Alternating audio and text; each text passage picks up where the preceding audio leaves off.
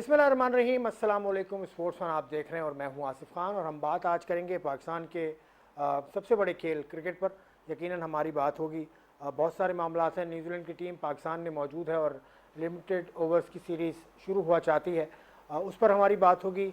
उसके अलावा इससे पहले जो सीरीज़ हुई थी उसमें जो टीम कॉम्बिनेशन था वो तकरीबन तब्दील हो चुका है। अब तकरीबन नहीं, काफ़ी हद तक तब्दील हो चुका है। सारे बड़े नाम वापस आ चुके हैं और यंगस्टर्स को चांस देने की बात जो पहले होती रही है वो अब आगे लेकर नहीं गए। पाकिस्तान के जो सिलेक्टर्स हैं वो क्या सोच रखते हैं। उसके अलावा पाकिस्तान क्रिकेट बोर्ड के जो इस वक्त की मैनेजिंग कमेटी है उसके सरबराह नजम सेठी साहब ने कुछ बातें अभी गुज़िस्ता चंद दिनों में की हैं।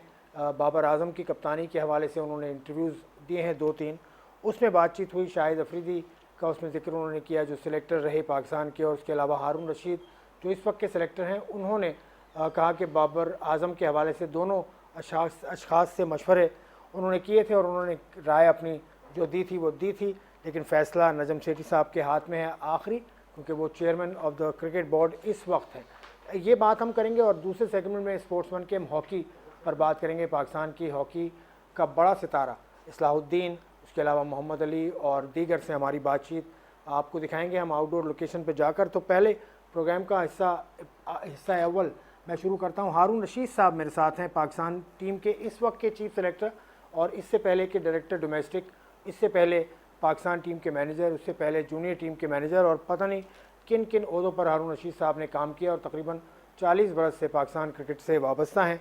खेलने के अलावा पाकिस्तान के इंतज़ामी उमूर संभाल रहे हैं। अस्सलाम वालेकुम हारून रशीद साहब, कैसे हैं आप? खैरियत? वालेकुम अस्सलाम आसिफ, अस्सलाम वालेकुम नाजरीन, आप सबको बहुत बहुत सलाम। और रमज़ान की बाबरकत जो ये दिन और रात गुजर रहे हैं, अल्लाह ताला हम सबको मुबारक करे सारे ये माह रमज़ान, और पाकिस्तान के हक़ में बहुत बेहतर हो। जी बिल्कुल, आमीन आमीन सुम्मा आमीन, सबके लिए बेहतर हो रमज़ान, और आगे ईद भी आने वाली है तो उसके हवाले से भी नेक तमन्नाएं हम अभी से देते हैं और ईद पर हम स्पेशल शो भी आपके लिए लेकर आएंगे। हारून रशीद साहब, थोड़ा सा मैं पीछे लेकर जाना चाहता हूँ आपको। जो हालिया सीरीज़ अफ़गानिस्तान से पाकिस्तान ने खेली उसमें तमाम ही यंगस्टर्स को मौका दिया गया और जो आपके बड़े प्लेयर्स थे या कप्तान बाबर आजम हो, शाहीन अफरीदी हो, फ़खर जमान हो, दीगर हो, उनको रेस्ट दिया गया था। इसके पीछे जो लॉजिक है वो बता दी थी आपने, लेकिन क्या उनको प्रॉपर चांस मिला या टीम सिलेक्शन के हवाले से? क्योंकि अगर आप टॉप ऑर्डर पाकिस्तान का देखें तो वो तो सारा का सारा बहुत ज़्यादा एतमाद उसमें इतना नहीं था, इतना उनमें एक्सपीरियंस इतना नहीं था। देखिए आसिफ, एक तो सबसे पहले मैं तो ये फील करता हूँ कि ये तो बहुत ही अब पुरानी बात हो चुकी है। आप सबको इस चीज़ का इल्म ही है कि वो एक T20 की सीरीज़ हमारे फ्यूचर टूर प्रोग्राम में नहीं थी जी एकदम से, क्योंकि अफ़गानिस्तान की एक सीरीज़ कैंसिल हुई या वो ऑस्ट्रेलिया ने उनको मना कर दिया जी होस्ट करने से, तो उसके बाद एक विंडो निकली और जिसके लिए ये 320 मैचेस आए हमारे पास। दूसरी चीज़ ये थी कि जो एशिया कप और वनडे कप है वो जो है वो वनडे फॉर्मेट में है, जो हमारा वर्ल्ड कप है और एशिया कप है। सो ये T20 के तीन जो हमें विंडोज़ मिली थी, यानी 3 मैचेस की जो विंडो मिली थी, उसमें कोशिश यही थी कि ऐसे वो प्लेयर्स जिन्होंने बहुत ही आउटस्टैंडिंग परफॉर्मेंसेस दी हुई थी डोमेस्टिक क्रिकेट में, PSL में, कि हमें ये मौका था, क्योंकि T20 का जो वर्ल्ड कप है वो 2024 में है, तो उसके बाद हमें कोई मौका मिलना नहीं था। तो ये एक समझें कि हमें यंगस्टर को मौका मिल गया आजमाने का। आजमाया है और उसमें आई थिंक रिजल्ट बहुत अच्छे आए। ठीक है, चंद एक प्लेयर्स जो हैं वो अभी इस लूप में नहीं है, लेकिन वो बिल्कुल ही आउट नहीं हुए हैं, वो अपनी परफॉर्मेंसेस वापस करके दोबारा आ सकते हैं। लेकिन तीन बड़ी अच्छी हमें जो T20 के पॉइंट ऑफ व्यू से एहसान हैं या जमान हैं या साइम अयूब है, इसकी सूरत में तो हमें बड़े अच्छे ये तीन प्लेयर्स मिले हैं जिनका हमें फ्यूचर भी बहुत अच्छा लगता है। बाकी आजम खान के हवाले से आप बात कर रहे हैं या दूसरे आजम की प्लेयर्स मैंने के हवाले से, बात मैंने की नहीं, लेकिन मैं करना चाहूँगा कि हाँ, उनको तो वो मौका उसमें भी आपके ख्याल यही, से प्रॉपर मिला। जी जी बिल्कुल प्रॉपर मौका मिला, क्योंकि तीन ही तो मैचेस थे, इसके अलावा तो और कुछ हो नहीं सकता था ना। और उसके बाद उनको हमने क्योंकि वो विकेट कीपिंग के शोबे में तो बहुत ही ज़्यादा टफ कंपटीशन भी है। आपके पास हारिस भी हैं, आपके पास रिजवान भी हैं, फिर सरफराज भी, वो कि T20 का पार्ट नहीं है लेकिन वो एक विकेट कीपर आपके पास मौजूद है। सो आज़म के पॉइंट ऑफ व्यू से हमने देखा कि वो थोड़ा सा स्ट्रगल किया उन्होंने, लेकिन आई थिंक उन्होंने पोटेंशियल डेफिनेटली है। उनकी बैटिंग बहुत स्ट्रॉन्ग उनका वेपन था। बदकिस्मती से वो दोनों मैचेस में बैटिंग में भी कुछ नहीं कर सके। तो ऑब्वियसली एक अच्छे प्रोफेशनल प्लेयर को इस चीज़ का अंदाज़ा होता है कि मैं कहाँ कहाँ गलतियाँ कर रहा हूँ और कहाँ कौन कौन सी ऐसी खामियाँ हैं जिसके ऊपर मुझे काम करके दोबारा वापस आना है। So I think being a professional player इन सारे प्लेयर्स को आइडिया है कि उनको किस तरीके से मेहनत करनी है और कैसे कम बैक करना है। तो अभी मौका इनके पास मौजूद है। अभी जो आपने नई टीम्स अनाउंस की है न्यूजीलैंड के खिलाफ, उसमें तो इस टीम से हमने नज़र आ रहे हैं, चेहरे कुछ नज़र आ रहे हैं, लेकिन इस न्यूजीलैंड की आउटफिट इतनी ज़्यादा मजबूत नहीं आ रही। तो इसको देखते हुए इनको चांस अगर एक और मिल जाता इन लड़कों को तो ज़्यादा बेहतर नहीं होता?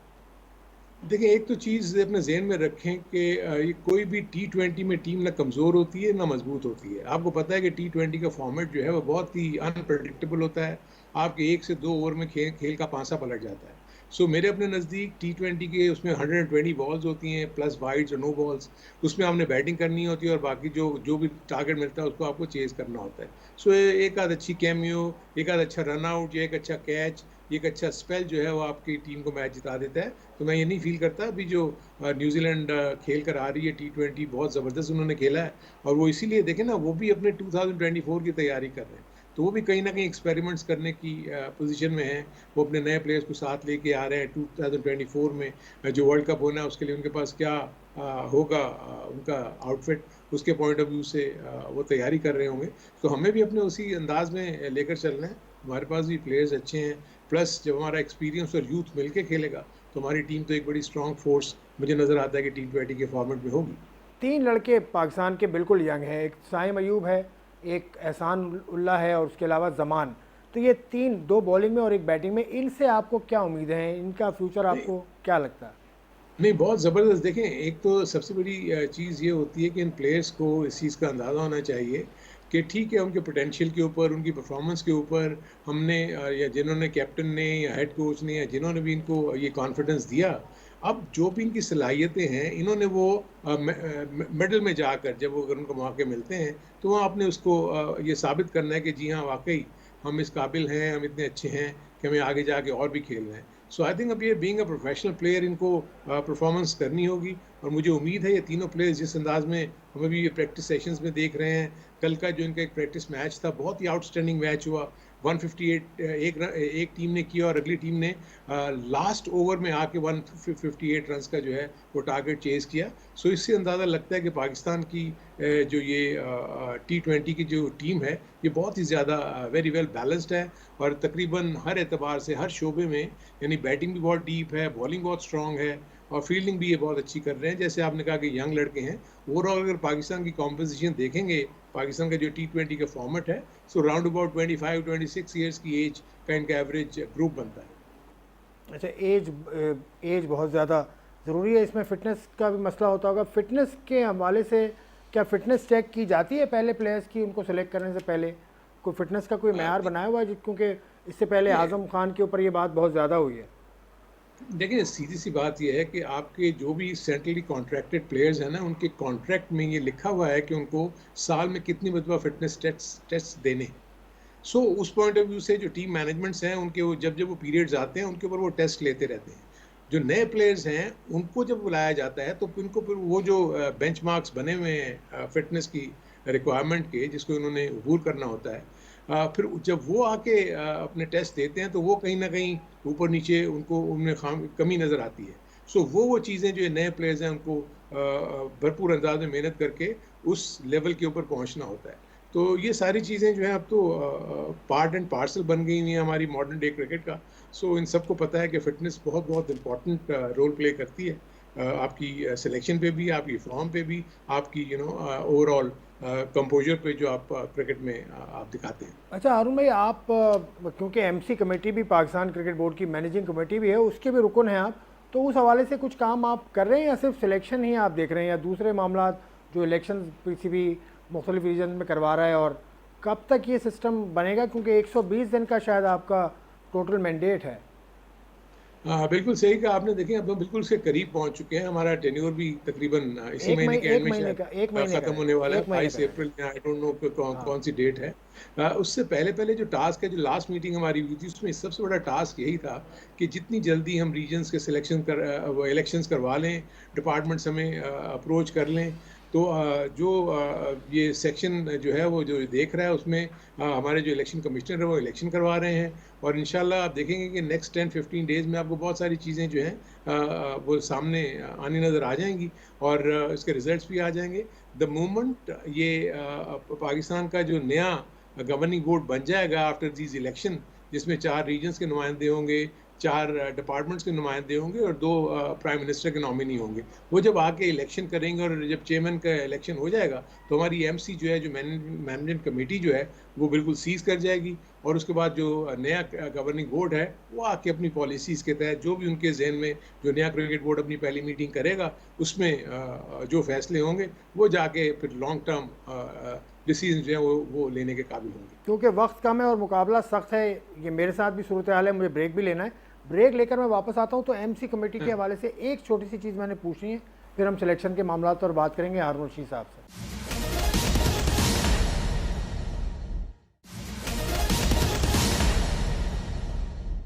Welcome back to Sports One. Haroon Rashid साहब मेरे साथ हैं, एमसी जो मैनेजिंग कमेटी है उसके हवाले से। क्योंकि हारून भाई अब टाइम बहुत कम है, क्या आप ये सब कर पाएंगे? उसके बाद फर्स्ट क्लास का सीज़न भी होना है, लिस्ट ए भी होना है, T20 भी होना है, ये सारा सिलसिला कैसे होगा? देखिए, ये सारी चीज़ें इंशाल्लाह हो जाएँगी कि मैंने जैसे आपको बताया कि तकरीबन बहुत सारी चीज़ें बिल्कुल ही से 90 टू 95% जो है, वो तकरीबन हो चुकी हैं। सो अनदर 10 डेज़ में आपको बहुत सारी चीज़ें सामने पता लग जाएँगी। बाकी तमाम जैसे ही ये सब ऑन बोर्ड हो जाएँगे, सो प्रॉब्ली जो भी नया क्रिकेट का गवर्निंग बोर्ड बनेगा हमारे पीसीबी का, उसने आते ही जो भी पॉलिसी डिसीजंस होंगे, वही फिर वो अनाउंस करेंगे कि फर्स्ट क्लास सीज़न कब होगा, उसमें कितनी टीमें हिस्सा लेंगी, कितनी टीमें जो हैं वो डिपार्टमेंट की होंगी, कितने रीजन्स की होंगी और कब से फर्स्ट क्लास क्रिकेट शुरू होगी, अंडर 19 कब होगी। ऑलरेडी आपने देखा होगा कि अंडर 13 और अंडर 16 तो उन्होंने करना शुरू कर दिया है। अंडर 19 के ट्रायल्स भी तकरीबन फाइनल स्टेजेस पे पहुंच गए हैं। सो सारी चीज़ें जो हैं वो वक्त के साथ साथ चल रही हैं और तो हमें ठीक पूरी है, उम्मीद है कि जो डेडलाइन मिली है इस मैनेजमेंट कमेटी को, उससे पहले पहले तमाम ठीक है, ठीक है, मामला तय हो जाएंगे। ठीक है, बिल्कुल आपने ठीक है। अब मैनेजिंग कमेटी के जो हेड हैं नजम सेठी साहब, उनके बयान आजकल 2-4 रोज़ में हमने सुने बहुत ज़्यादा। बाबर आजम की कैप्टनसी के हवाले से उन्होंने बात की, उन्होंने कहा कि शाहिद अफरीदी से उन्होंने राय ली, आपसे भी राय ली, तो बाबर आजम के हवाले से आपकी राय क्या है? आपसे राय तो ली गई होगी देखिए, क्योंकि उन्होंने कहा है। आ- आसिफ, मैं तो अब एक चीज़ ज़रूर ये कहना चाहूँगा। देखें, न्यूजीलैंड की टीम हमारे यहाँ आ चुकी है, बाबर आजम हमारे कैप्टन हैं। हमें इस वक्त किसी और किस्म की कंट्रोवर्सी में या वो जो पुरानी बातें हैं उनको हमें इसलिए नहीं लेके चलना चाहिए। Babar Azam is the captain, हमें उसको सपोर्ट करना चाहिए और इस वक्त हम न्यूजीलैंड की तैयारी कर रहे हैं उनके उसकी। सो मैं तो इसके ऊपर और ज़्यादा फर्दर कोई बात इसलिए नहीं करना चाहूँगा कि मेरा पूरा फोकस अब ये है कि हमने बाबर आजम और उसकी टीम को सपोर्ट करना है। नई टीम मैनेजमेंट भी आ रही है जिसमें कोचेस भी हैं, फॉरेन कोचेस भी हैं और हमारे लोकल कोचेस भी इसमें कुछ शामिल हुए हैं। सो इंशाल्लाह हमारा पूरा का पूरा फोकस जो है ना, वो न्यूजीलैंड की सीरीज़ में है और हम चाहते हैं कि जितने भी हमारे फैंस हैं, जितने भी हमारे जैसे आप जैसे लोग हैं, हम सबको यही चाहिए कि हमारा तमाम का तमाम फोकस जो है ना, पाकिस्तान की बेहतर कारकर्दगी पे होना चाहिए। और क्योंकि हमारे पास टास्क बहुत सख्त है आगे, एशिया कप है, उसके बाद वर्ल्ड कप है, अभी 2024 में T20 का वर्ल्ड कप है। सो 3 बहुत ही इंपॉर्टेंट इवेंट्स हैं जिसके लिए हमें बहुत ज़्यादा मेहनत, अंत तक मेहनत करने की ज़रूरत है। चलें ठीक है, आपने कहा इस मामले को ख़त्म कर देते हैं। ये नजम सेठी साहब की तरफ से ये बात आई थी तो मैंने आपसे पूछ लिया क्योंकि उन्होंने आपका नाम लिया था। खैर ठीक है, ये जो एशिया कप का आपने जिक्र किया, 2 मरतबा जिक्र किया, एशिया कप क्या पाकिस्तान होस्ट कर रहा है? अभी तक आपकी इत्तला क्या है? एमसी कमेटी, मैनेजिंग कमेटी के मेंबर की हैसियत से आप बताइए। देखिए, ये भी काफ़ी हद तक तो ओपन एंड शट केस है क्योंकि ऑलरेडी एक हाइब्रिड सिस्टम जो है वो पेश किया जा चुका है। अब नेक्स्ट मीटिंग जो भी होगी और चेयरमैन साहब जब भी जाके वहाँ बातचीत होगी तो उसी हिसाब से इसके फैसले होंगे। टाइम इसमें भी कम है। प्रॉब्ली ये भी मुझे लगता है कि ईद के करीब करीब या ईद के फ़ौरन बाद बहुत सारी चीज़ें जो हैं वो तय हो जाएंगी और ये भी सारी चीज़ें हमारे अवाम को, हमारे फैंस को, सबको पता लग जाएंगे कि एशिया कप का और वर्ल्ड कप का स्टेटस क्या है। एक और चीज़, वर्ल्ड कप इससे जुड़ा हुआ है। आप बतौर साबिक टेस्ट क्रिकेटर, बतौर साबिक पीसीबी के ऑफिशियल, आपसे अगर मैं पूछूं कि आप क्या चाहते हैं, पाकिस्तान की टीम को भारत खेलने जाना चाहिए कि नहीं? तो देखिए यार, ये चीज़ें ऐसी हैं कि क्योंकि अब दोनों तरफ गवर्नमेंट्स इन्वॉल्व हो गई हुई हैं। आप बिल्कुल, अपने ज़ाती राय बिल्कुल, को क्या करेंगे? बिल्कुल। अगर गवर्नमेंट जैसे बीसीसीआई को अगर उनकी गवर्नमेंट मना करती है कि आपने नहीं जाना खेलने के लिए, तो उनकी टीम नहीं आती। इसी तरह के जब हमारी पाकिस्तान की गवर्नमेंट ने भी हमें कह दिया, तो ऑब्वियसली हम पाकिस्तानी गवर्नमेंट को बैक करेंगे। सो अभी ये बड़ी अर्ली है कि हम ना स्पेकुलेशन कोई जाएँ, क्योंकि होता ये है कि हमारी एक-एक जो निकला हुआ लफ्ज़ जो है ना, वो कोट होता है हर जगह के ऊपर। सो मैं इस मौके के ऊपर ऐसी कोई भी बात नहीं करना चाहता जिससे अननेसेसरी कोई ऐसी कंट्रोवर्सी शुरू हो जाए जिससे हमारे मुल्क को या हमारी टीम को उसका उसका नुकसान पहुंचे। तो मैं ये फील करता हूं कि जो भी हमारे at the helm of the affairs हैं, जब वो मीटिंग में जाते हैं, वो सारी इंस्ट्रक्शंस और गाइडलाइंस लेके जाते हैं। सो जो भी फैसला होगा इंशाल्लाह ताला वो पाकिस्तान के हक में बेहतर ही होगा। ज़रूर पाकिस्तान के हक में बेहतर होगा। अब पाकिस्तान की परफॉर्मेंस पर आ जाइए। अब ये टीम में जो बड़े लड़के वापस आ गए, बड़े से मुराद बड़े प्लेयर्स, बड़े नाम वापस आ गए, इनकी वजह से टीम का कॉम्बिनेशन तो बेहतर हो गया है। बॉलिंग में पाकिस्तान की स्ट्रेंथ बढ़ गई, जमान और एहसान के आने से, पाकिस्तान बाबर आजम और रिजवान के आने से बैटिंग भी बढ़ गई है। तो पाकिस्तान आपको लगता है कि न्यूजीलैंड के खिलाफ ये सीरीज़ में अच्छी परफॉर्मेंस देगा, बहुत अच्छी? देखिए, मैं आपको एक बात बताऊँ आसिफ, कि ये ऐसी टीम बनी है कि इवन बाबर के लिए भी जो है ना 11 बनाने मुश्किल होंगे। क्योंकि माशाल्लाह इतना अच्छा पैकेज है ये टी20 का, जो इस वक़्त जो हम 5 टी20 मैचेस खेल रहे हैं, कि 11 बनाने में पिच को भी देखेंगे कि कितने फास्ट बॉलर्स खेलेंगे, कितने स्पिनर्स खेलेंगे, कितने ऑलराउंडर्स खेलेंगे। सो ये एक तो एक बहुत ही अच्छी और उम्मीद अफ़ज़ा चीज़ होती है जब आपके पास ऐसा यूनिट हो कि आपका हर 15वां या जो भी 16 की टीम के खिलाड़ी अनाउंस हुए हैं, वो 11 का पार्ट बन सकते हैं। तो इससे अच्छी सिचुएशन तो कोई हो नहीं सकती। मुझे उम्मीद है कि बाबर जब ये अपनी 11 को उतारेंगे, तो ये सारी चीज़ें अपने ज़हन में रखेंगे। इन 5 मैचेस को वो किस तरीके से इस्तेमाल करते हैं, कौन से 11 का कॉम्बिनेशन वो बनाते हैं, गिवन द सिचुएशन जो भी दी हुई होगी, प्लेइंग कंडीशंस के पॉइंट ऑफ व्यू से, पिच के हिसाब से। सो मुझे पूरी उम्मीद है कि वो जो भी 11 उतारेंगे, वो इंशाल्लाह बड़ी अच्छी आउटफिट होगी, जिसमें पूरा बैलेंस होगा, फास्ट बॉलिंग भी होगी, स्पिनर्स भी होंगे और बैटिंग भी बड़ी डीप होगी। पाकिस्तान की अगर आउटफिट्स को देखें तो इसमें कुछ नाम आपको नज़र आते हैं। इमाद वसीम है, जिस तरह से उसने मिस आउट किया है। हारिस सुहेल आ गए हैं टीम में या पहले भी थे वनडे टीम में, इसको ज़रा क्लियर कर दें। देखिए, हारिस सोहेल तो पहले से भी टीम में थे। Being a left handed batsman, हम ये फ़ील करते हैं कि वो क्योंकि सब कॉन्टिनेंट की पिचेस के ऊपर बड़ा इंपॉर्टेंट रोल प्ले कर सकते हैं। It will all depend on him. अगर वो जिस तरह की फ़िटनेस चाहिए इस रिजीम में, जिस तरह की परफॉर्मेंस चाहिए, ये उनके लिए बहुत बड़ा यार्डस्टिक होगा। उनको मौका अगर मिलेगा, उनको चाहिए। जो भी ऐसे प्लेयर्स जो इस वक्त खेलेंगे, उन सबको पता है कि आगे जाके एशिया कप और वर्ल्ड कप होना है, और ये सारा कुछ डिपेंड करेगा कि हाउ दे परफॉर्म। मुझे उम्मीद है, इतना एक्सपीरियंस है उनका, उनका आउटस्टैंडिंग रिकॉर्ड है। आई विश कि सबके लिए मेरी नेक तमन्नाएं हैं, सब परफॉर्मेंस करें, और उम्मीद है कि एक अच्छा यूनिट वनडे का भी पाकिस्तान का एशिया कप और वर्ल्ड कप से पहले बन जाए। लेफ्ट हैंडर की आपने बात की, उसमें सऊद शकील फिट इन नहीं हो सकते थे? सऊद शकील या इमाद वसीम मिडल ऑर्डर में?